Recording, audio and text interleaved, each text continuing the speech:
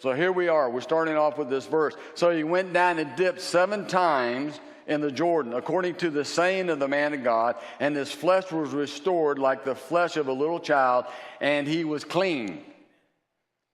Flesh of a little child, like a newborn. Think about it.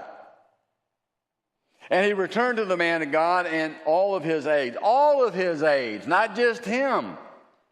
Could you imagine his aides? We forget this. His aides are there. They see him come up clean. They've been violent. They've been in military campaigns with this general. They've seen the rotten flesh. They've seen all this. And he comes up out of that dirty water in the Jordan, and he's clean like new baby skin. I would say I would become a believer at that point. And indeed they did. Because he returned to the man of God. He was wanting to shower him with gifts, and he said, no, I'm okay. But this is what he said, along with his aides.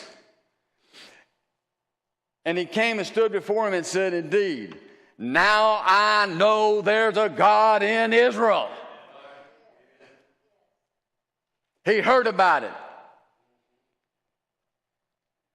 He heard about some of the stories of old, but now he knows.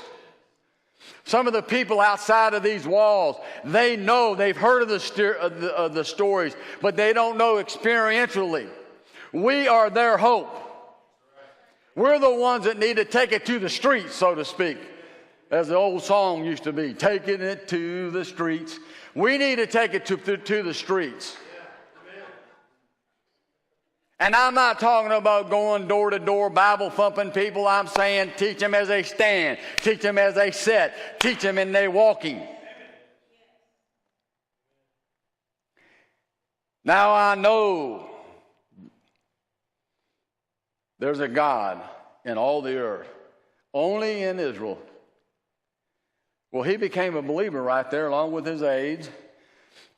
But he did say this. Now, therefore, please take a gift from your servant. He was so grateful.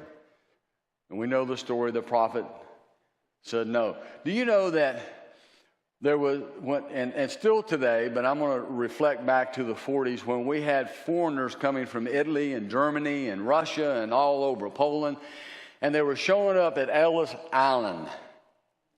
They had to go through a process. They had to dip themselves 7 times in the procedures that the United States of America wanted them to do before they were admitted into this nation, and also before they could become a citizen. You're a citizen of the kingdom of God because you've been dipped in his blood. And that 7 times means it's complete. You and I that profess the name of Christ and his goodness and his mercy and all the love that he has for his church and us, we have dipped ourselves in his blood, metaphorically speaking, 7 times.